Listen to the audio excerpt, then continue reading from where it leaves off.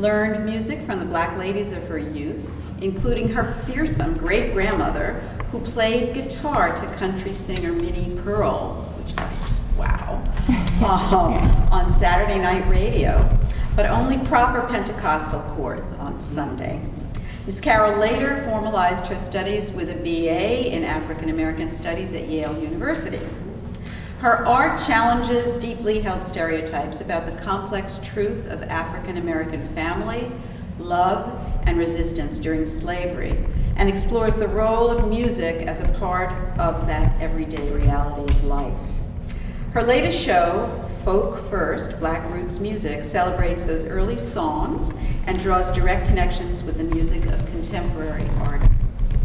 Ms. Carroll wrote and starred in the award-winning Singin' with a Sword in My Hand, a musical docudrama about a family escaping slavery.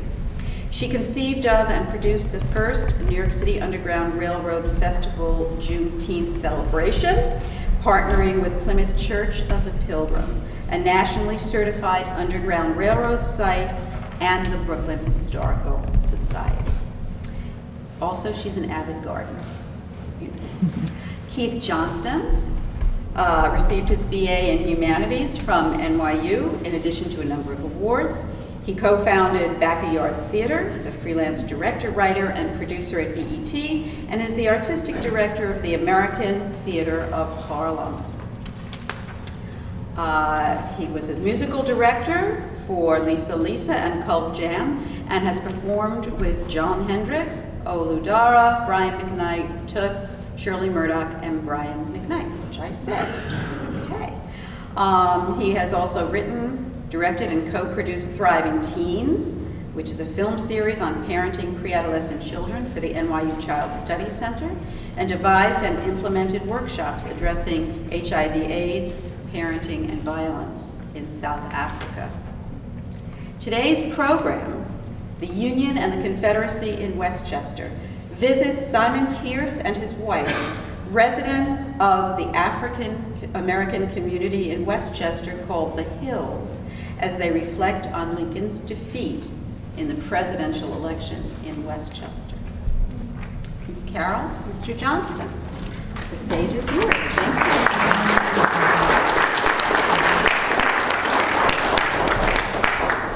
All right, good afternoon. Good afternoon. Good afternoon, everyone. Good afternoon. Oh, man, so good to see you folks. Excuse me, I'm a little exhausted. I've been traveling from century to century, so I'm here to just talk to you a little bit today. My name is Nathaniel Odell. I live in the Hills, and I just want to talk to you about what it was like to live in 1862. But my friend Mama Lean, she's going to join me shortly. I have a question. What year is this? 2016? It's a peculiar time. Oh man, I'm walking around, I'm trying to talk to people, they don't talk. I mean, I asked a young person, what's the thing hanging out their ears? And they looked at me like I was crazy. Everybody got these little light boxes. Look like they hypnotized. Everybody looking at these light boxes. I asked this man, I said, what is that? He said it's something about getting into a net. I don't understand this time, but I'll share with you, with Mama Lean, what we know back in the Hills in this community. I talked to one of these young girls, and she said she had a cell phone. I'm like, what on earth is that? I don't want nothing to do with no cell. You know, I've been running away from cells all my life, trying to lock me up. But anyway, like I said, I live up in the Hills. We're gonna talk to you a little bit about, I'm looking for Mama Lean. She gonna help us out here. So I'll call her out. Now we're gonna play a little music. And if you hear something you like or you're familiar with, just join in. That's how we do in the Hills community. You know, music is a big part of how we get by. All right, it's who we are. We are music. And so,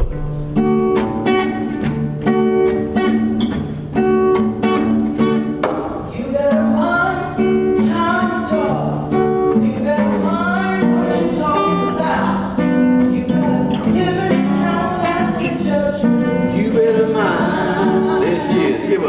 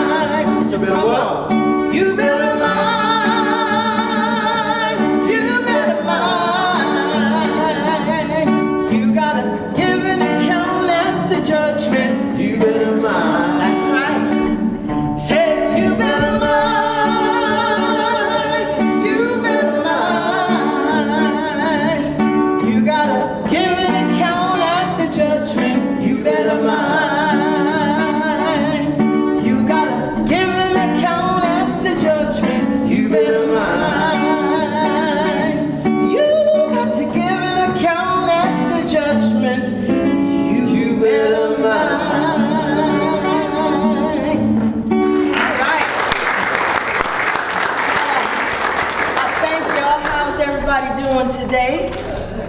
All right, well, I'm glad to hear it. My name is Mama Lean. My born name is Elizabeth Lucretia Selena Purdy. But you can call me Mama Lean. I'm gonna sit down. This time traveling does take it out of you. Now, I was born in the Hills community, like Nate. I live over there. And the way I got there was my family was freed by the Quakers. And they gave us a little parcel of land. And the Hills is up there by Westchester. No, it's in Westchester, yes. But it's up there by White Plains, North Castles, where White Plains and North Castle and North Harrison come together. Y'all heard of Silver Lake? Yeah. Yes, it's not too far from there. And I lived on Stony Hills Road in the Hills. And there were some others that was freed by the Methodists as well. And then on July the 4th, 1827, New York freed all of the Negroes. And so there was one reuniting of families, and folks migrated to the Hills. And well, the country was a little rugged, had a lot of rocks. But we got them rocks out of the way, and we farmed, and we made our way. There was the Odells, and like Nate, you know Odell, and the Halsteads, and the Purdys, and my kinfolk, and well, there's some others. We wasn't all related, but we all took care of each other, because that's how it was in that time. Now, most of us did farming. We had our own little farms, but as I say, the farmland was a little rugged where we was. But it wasn't a little rugged where them Quakers lived and the Methodists lived, so we hired out to them, and a man could make $16 an hour. Yeah. I'm sorry. Oh my goodness. Not an hour. Not an hour. Oh, no. Oh my goodness. He could make 16. No, a month. A month. I was talking to somebody yesterday. They talked about they make $30 an hour. I'm like, what? How could y'all do that? Somebody's talking about they make $200 a day. I tell you, it takes the whole year to make that. Yeah. Yeah, but a man could make $16 a month. That was good money back in that time. And in no time at all, he would be able to save some money and buy his own land and have his own farm, get a big old farm. So a lot of people was farming. And, you know, interestingly enough, in that area, people made shoes. So there was a lot of people making shoes at the time. Of course, we had our own barber, and there was some folks who had boarding houses. And it was hard, but we also had some folks who was machinists and blacksmiths and carpenters. Carpenters, yeah. Yes. Now, our most famous carpenter was that Simeon Tiersey. Oh, yeah. Simeon Tiersey, he was the one that made the platform when President Lincoln came to Peekskill. Yeah. I think you can probably see that platform over there. No, upstairs. It's upstairs, ain't it? Upstairs in that big old, what they call, diorama. You'll be able to see that platform up there. Our Simeon Tiersey built that platform. Yeah, right from the Hills. For President Lincoln, yes he did. And he built a lot of houses right there in the Hills on Stony Hill. Didn't he build your house? He built my house. Yeah. And he built the houses up and down the road. He didn't only build houses for the colored folks, he also built houses and did carpentry for the white people. He did a lot of carpentry for that, Mr. Southern. He kept Mr. Southern, kept him busy, made good money. Mr. Sutherland, Edmund Sutherland, now he was the big boss man up there in White Plains. He belonged on all the boards, and he had a paper called the Eastern States Journal. But Mr. Sutherland, he was pro-slavery, like New York, because you know Mr. Lincoln did not win New York in the election, because New York was pro-slavery. And it was Democrat. Democrat was pro-slavery back in them days. And Mr. Sutherland, he was always writing articles in favor of slavery and against the the right of black men to be able to vote, even though they had the money, because you had to have $250 worth of property as a black man to be able to vote. $250 worth of property? Yeah, well, a lot of them had it. They was making $16 a month. I told you. Who in the hills got $250 worth of property? The Tierces had it. Simeon? No, his father Solomon Oh, had it. that explains. The Barkers had it. The Gilchrists had it. Right, the Gilchrist, I know that. Yeah, so there was some that had it. But they, we're not sure whether they voted because, it was a time when people had to keep working. They didn't want no trouble. So they had to keep working. And fortunately, however, we did not have to depend on that Eastern States Journal. We had our own paper, but Mr. Sutherland, he was always writing about that fugitive slave law. No, don't talk to me about that. Well, there was a number of fugitive slave laws, but the worst one was in 18. Didn't something happen to you? Oh, twice. They tried to sell me into slavery. See, I'm born a free man. Now, I grew up on the 5 Points downtown. And well, one time, my cousin got me out of that mess. The commissioner, he vouched for me that I was a free man. Oh, yeah. My father was a slave, but my father, he grew up in Phillipsburg farm, there a slave, but he traveled back and forth right down this river, doing some trade. Yeah, and that's where he met my mother, and I was born down 5 Points free. But twice I almost got sold into slavery because of that Fugitive Slave Act. Fugitive slave, Two guys grabbed me one time, tried to bring me to the commissioner, and I just weaseled my way. I was a little skinny little thing. I weaseled my way out of there and ran into somebody's tenement, saw 2 people in a tub, went right past them, got on a fire escape, and got my way home. That's all right. Well, I'm glad to hear that. I'm telling you. Yeah. That was a scary time. Yeah. Because here's a law whereby any white man can just grab any black person and sell. Well, they take it to the commissioner. They get $10 for a runaway slave. And if he wasn't a runaway, they get $5. Well, there was some. There's some incentive. Yeah. So there was a lot of stuff going on at 5 Points. We were free, but not all that free. There was some marshals who didn't want to go along with that fugitive slave law, but they got fined $1,000. If they didn't want to go along with it. That was terrible, right? Oh, yeah. We would read about them marshals in our paper, which was called the Anglo-African. That's my paper. Yeah. We kept up on the news, the abolition news, all the good news, the right and proper news in the Anglo-African. And of course we had our church. We had a very own church in the hills called the Hills Methodist Episcopal Zion Church of Colored Peoples. And we did a lot of activities in that church. Why, just the other week, Reverend Tillman is an abolition preacher. He preaches a lot about abolition right over there in Rye, New York.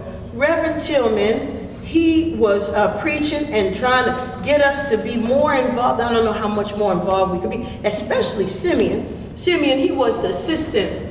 Simeon Tiercy, he was the assistant church secretary. He was very, very involved in the abolition movement through our church.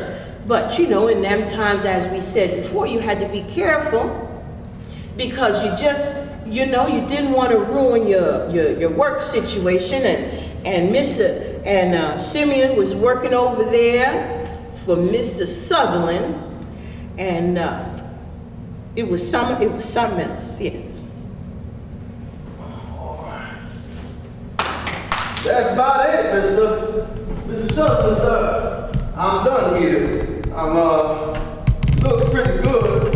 You don't mind, I'm about to go on home. I'll be back here in the morning, put a little shine on it. But that's pretty much how the porch gonna look. Yes, sir. All right then, I'll see you in the mornings. Partner? Oh, no, I wasn't listening to anything y'all was saying. I was just busy here, sir. No, my opinion, I have no idea, sir. I'm just thinking about my wife is cooking something home. I need to get home right now. Thank you, sir. I'll see you in the morning. Put that shine on it. All right, take care. Ooh, it's hot today. Hey, how you doing, Nathaniel? Good to see you. All right. Oh, is that Oh, you? honey sugar. All right. How you doing, Simeon? Okay. I All gotta right. tell you something here. There ain't nobody around here. No, ain't nobody. What you so agitated for? No, just, I've heard some stuff today. Oh, you heard? Oh. Listen, do you want a nice cool glass of lemonade? Yes, please. All right. Okay. Let me get you a Please. nice cool glass of lemonade. So, I was working over there at the Sutherlands. And well, he was over there with a whole bunch of his fellow friends. Yes. And they just toasting and chortling, talking about that Stonewall Jackson, how the Confederacy, they win in the war. And they going on about Robert E. Lee and all of that. I said, well, ain't that something? I'm there working right there, no more than 3 yards away. They just talking and happy as it. And one of them fellow friends talking about they probably gonna be bringing slavery back to New York. Oh, no. Like I wasn't even there. You know how we do. I don't hear nothing, right? But, Yes, you can't pay that no mind. Like I'm invisible. They're just talking. Then he gonna ask me what I think. I said, I didn't hear nothing, sir. Yeah. Well, Simeon, you can't pay that. You can't pay that no mind. You can't pay it no mind because I was reading in Anglo-African the other day what Frederick Douglass said. He said a man who puts a chain around another man's ankle will soon find it around his neck. Or something like that. He said it's something like that. Yes. You got that right. And we just can't worry about that. Why Reverend Tillman was talking about that just the other week. The Union Army is gonna be all right because you know why? You know why? Why? Because God is on our side. Yes, baby. Yes. I believe in that. Yes, he is. Our ancestors been praying and finally something's going on.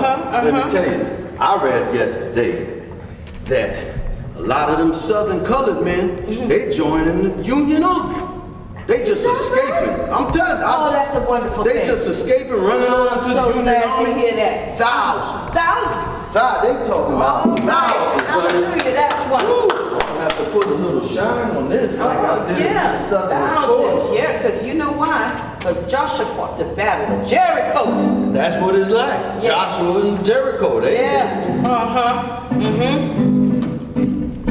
Joshua fought the battle of Jericho. Joshua fought the battle of Jericho, and the walls come tumbling down. Joshua fought the battle of Jericho. Joshua fought the battle of Jericho, and the walls come tumbling down. You can talk about your king of Gideon. You can talk about your men of Saul. There's none like good old Joshua at the battle of Jericho. Up through the walls of Jericho, he marched with spirit hand. Go below and ram home, Joshua cried, 'cause the battle am in my hand. Then the ram sheep horns begin to blow, trumpets begin to sound. Joshua commanded the children to shout, and the walls come tumbling down that morning. Joshua fought the battle of Jericho. Joshua fought the battle of Jericho, and the walls come tumbling down. Joshua fought the battle of Jericho. Joshua fought the battle of Jericho, and the walls come tumbling down. Yes, sir. All right. This is a time I've been praying and praying. And Yes, you know that President Lincoln, Yes, he's about just declared that Emancipation Proclamation. Oh, that's wonderful. It's supposed to start next year. Oh, that's wonderful. I'm telling you, Yes. you talking about freeing all the slaves left in the 50 states. Oh, that's a beautiful something. thing. Let me see our kinfolk and all that. Yeah, oh, Ooh. that's beautiful. Oh, we living in a time. Yes, we're living in a wonderful Hey, time. won't be long before. Uh-huh. Won't be. You know, I was just thinking. Won't be long before the northern colored men can fight in the war. Wouldn't Yes, be that would be so lovely. You know, them young boys, them Barker brothers and them Gilchrist, they just been itching to go to fight. And I think that would be wonderful. Can you for imagine? them when they get, I think that's a wonderful thing. If they start getting some And of us we out there gonna in the be- war, then we can do something about this thing. Yes, they could do something. That'd be Hey, a what wonderful. about me? I could fight in the war.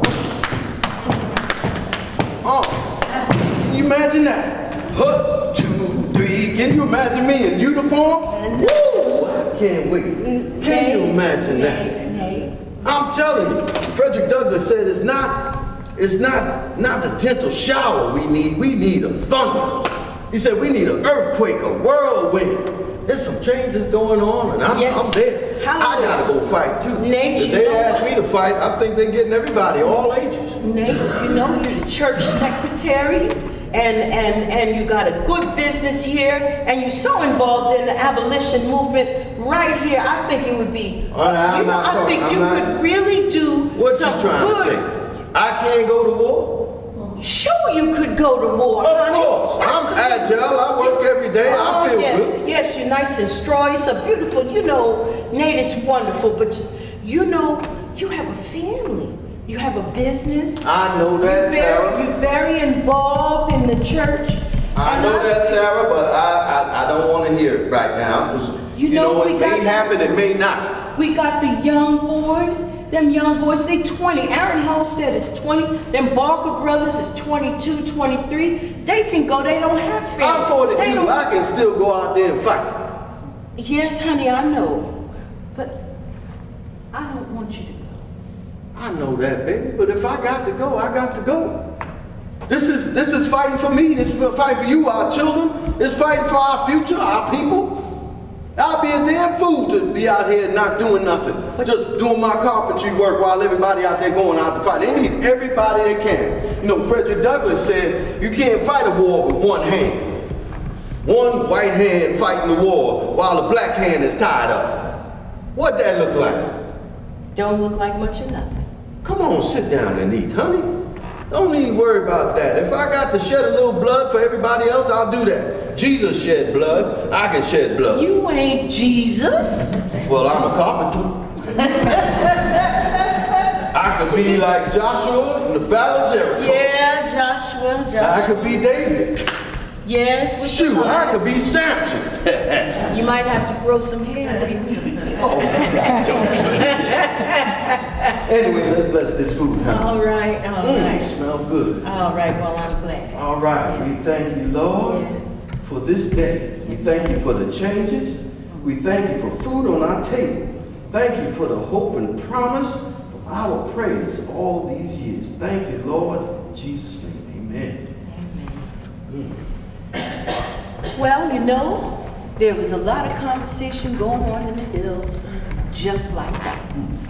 A lot of folks was hearing about all of the things that was going on. We was even hearing that pretty soon President Lincoln was going to invite the colored man to fight because, you know, at that time, colored man was not able to fight. And people really wanted to join. They had been making volunteer and practicing and all of that sort of thing, but it wasn't ready. So we were there on the cusp, right there, ready to fight. It was a holy war for us, and we're gonna see you next time to continue this story. And until we see you next time, singing with a sword in my hand, Lord. Singing with a sword in my hand. Singing with a sword in my hand, Lord. Singing with a sword in my hand. Pretty is singing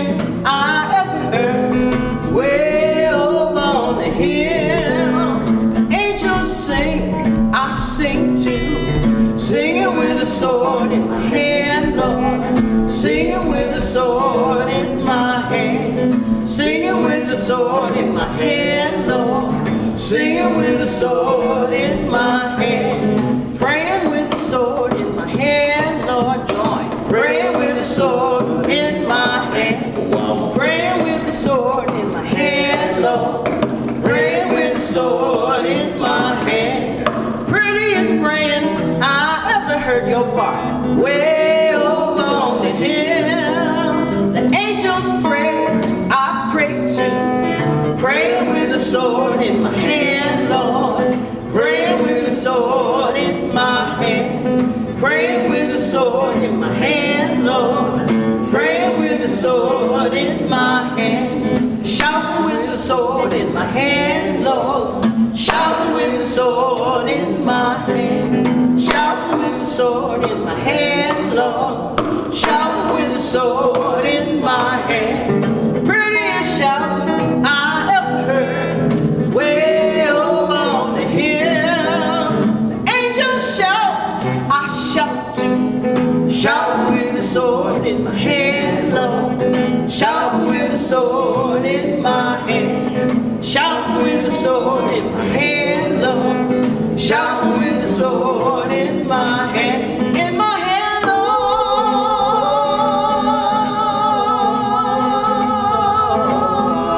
Shout with a sword in my hand. Singing with a sword in my hand. Singing with a sword in my hand. Singing with a sword in my hand. In my hand.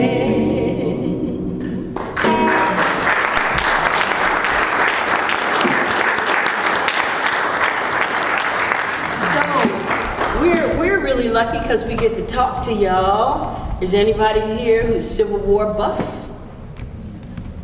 Yes? Oh, so you know quite a bit. And we thank you for joining in the conversation with us. And I just want to say that Keith and I have been talking about the Hills community, which is a real community, a Westchester African American community, and it was researched and written about in this book by Professor Edith Ann Quinn called Freedom Journey, Black Civil War Soldiers and the Hills Community. The Hills Community is where we said it was, up there, kind of tucked up there in the corner of those three places by Silver Lake. It was, at its height, it was 191 people. And when General Order, it was 143, happened in 1863, and Lincoln invited the African American men to fight.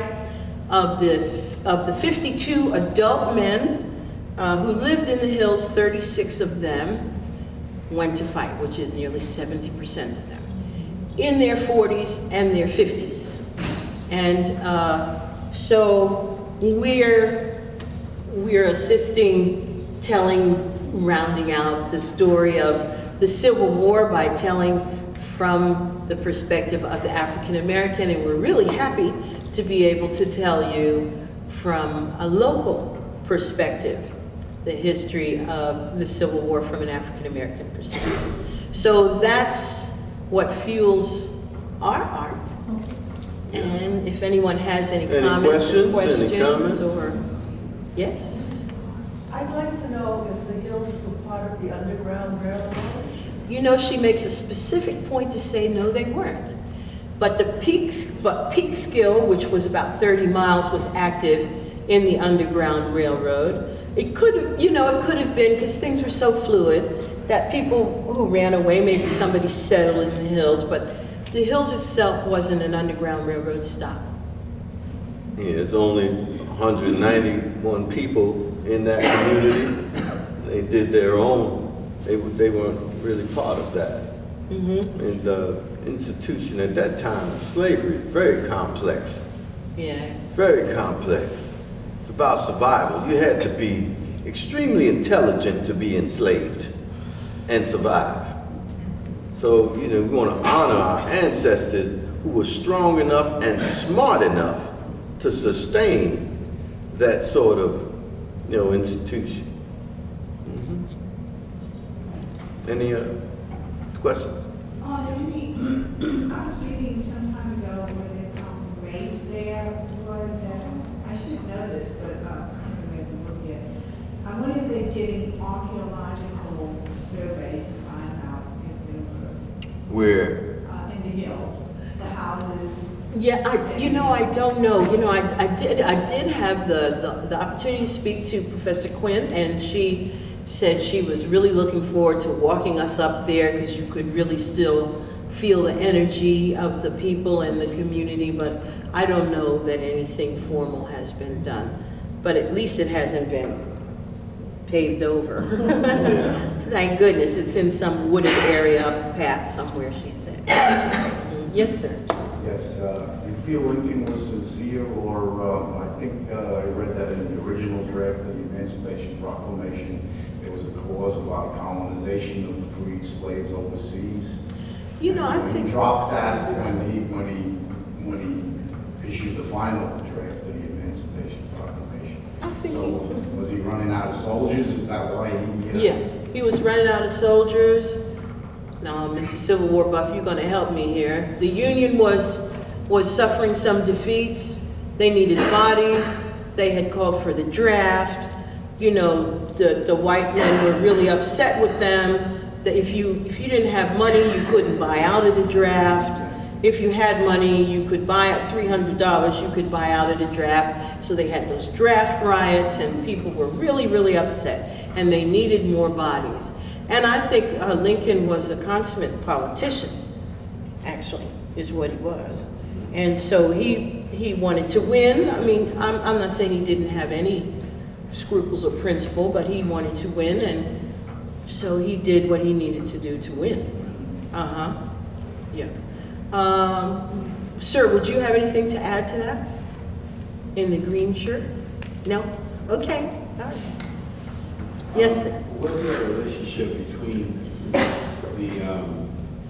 they were free and some were slaves, is that correct in the hills? Or No. all free? No, all free, because by No. 1827, everybody in New York was free. Right, So we were depicting 1862, right. about 1862, late 1862. So everybody was free there. Was there a connection between them and the African Americans in New York City when they formed the Zion Church? Right. I think there was some, and in any case, there were the traveling preachers. So Professor Quinn does document abolition preachers coming up from New York City, down from New Haven, from Rye, New York. I guess they had a circuit, and they would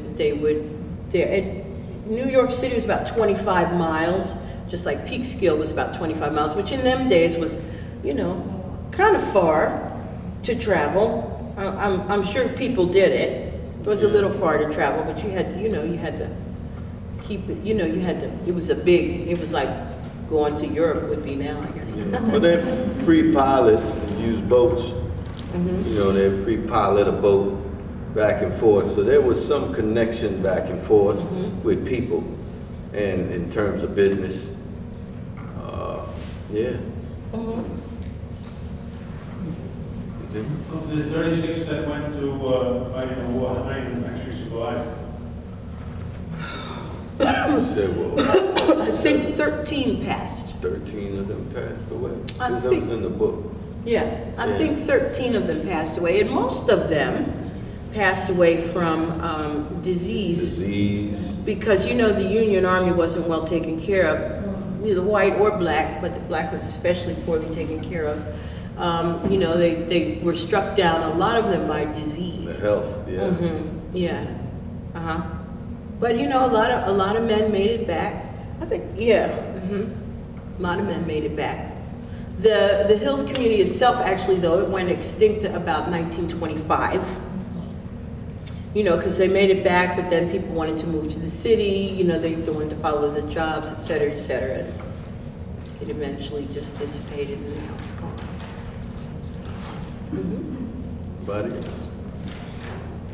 Is there any pictures or drawings of any of the Hill residents in the book? Yes, and which is in the gift shop.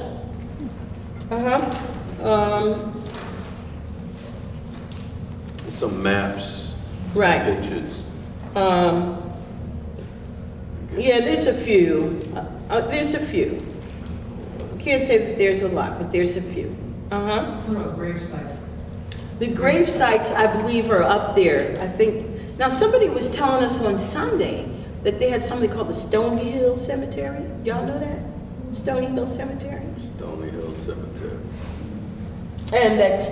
She thought maybe there was some connection there, but I don't know exactly. I don't know exactly. But I think it's still,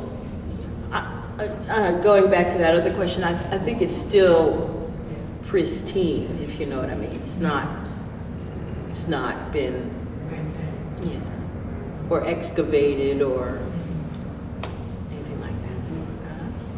Anyone else? Yes, sir. Was the professor able to track down and interview any descendants of the book? No, I don't recall that she was. The thing that was really wonderful for her Letters. were the letters that she was able, that were intact, because Simeon Tiercy's wife was applying for the widow's pension. And she happened to hand in the letters that he had written to her, and they were preserved intact. And I guess Professor Quinn had been researching for a long time, and then here were these letters. So in the book you can see, she actually has pictures of the letters in his own handwriting and so on. But I don't recall that she was able to find any actual descendants. But their names make me think that in White Plains and North Castle and those places, there must be people, last name Purdy and Brown and Gilchrist and Barker and Tiercy, and so they must be there if somebody would take it on. Yeah. The gentleman.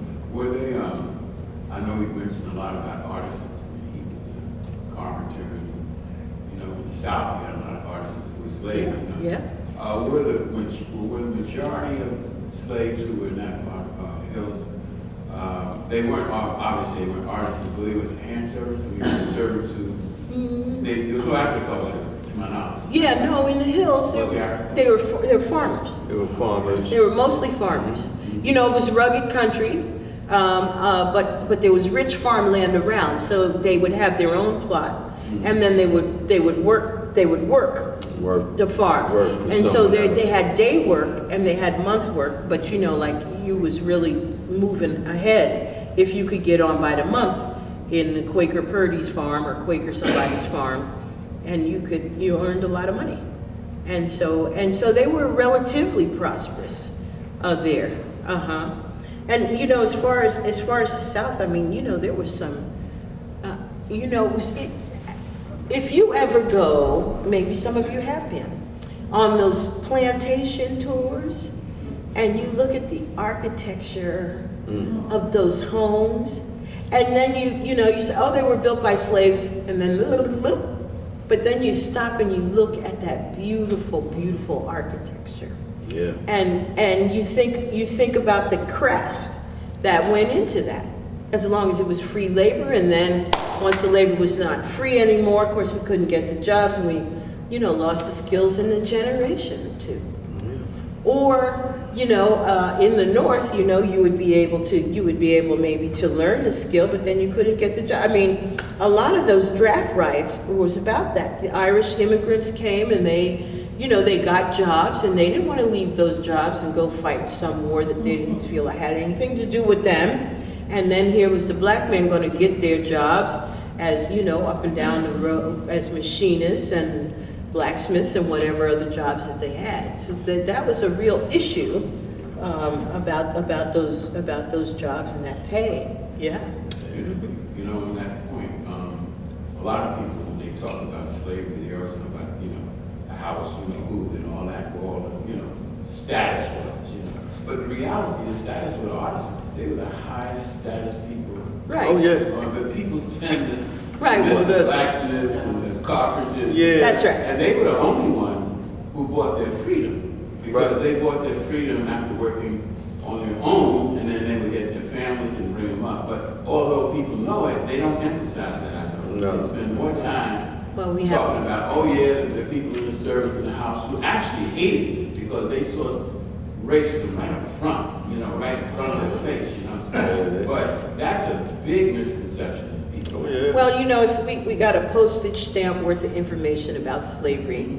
And slavery was so complex. Yeah. And the relationships that people had with each other was really complex. And free people lived in the South, and people with, as the gentleman is saying, with a great deal of skill, hired out, and you know, and it was just a really complex relationship. And it's going to be great as we uncover the actual relationships and how people worked together and apart and whatever.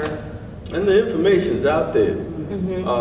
There's a lot of information out there. Phillips. Georgetown University. Oh, yeah. And Phillipsburg Manor right here in Terrytown. If you ever get a chance to go to Phillipsburg Manor in Terrytown, it was a real farm, and the slaves built all of that. The mill with no screws, and they're still standing. These great structures, the barn, everything. And they ran the farm while, you know, Mr. Phillipsburg was out doing stuff. So they read, they write, they do the accounts. Accountants, you know, they did all the work.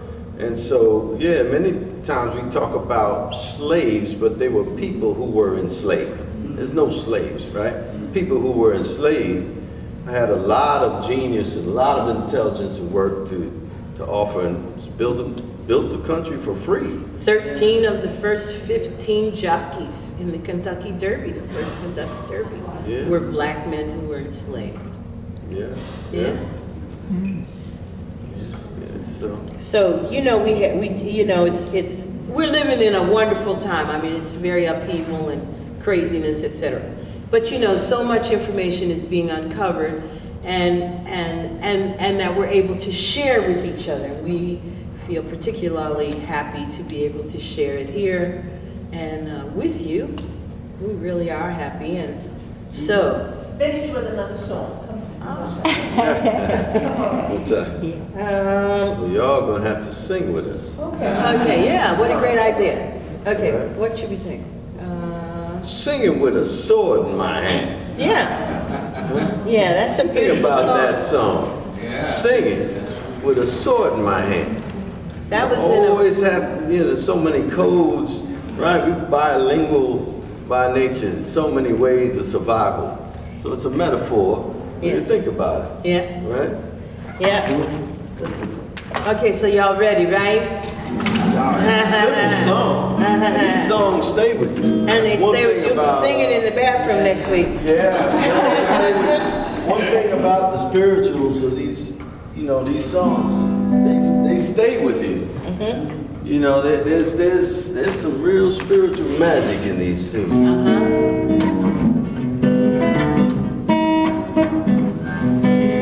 Singing with a sword in my hand, Lord. Singing with a sword in my hand. Singing with a sword in my hand, Lord. Singing with a sword in my hand. Prettiest singing I ever heard. Way over on the hill. The angels sing, I sing too. Singing with a sword in my hand, Lord. Singing with a sword in my hand. Singing with a sword in my hand, Lord. Singing with a sword in my hand. Praying with a sword in my hand, Lord. Praying with a sword in my hand. Praying with a sword in my hand, Lord. Praying with a sword in my hand. Prettiest praying I ever heard. Way over on the hill. Angels pray, I pray too. Pray with a sword in my hand, Lord. Come on, pray with a sword in my hand. Come on, pray with a sword in my hand, Lord. Pray with a sword in my hand. Shout with a sword in my hand, Lord. Shout with a sword in my hand. Shout with a sword in my hand, Lord. Shout with a sword in my hand. Prettiest shout I ever heard. Way over on the hill. The angels shout, I shout too.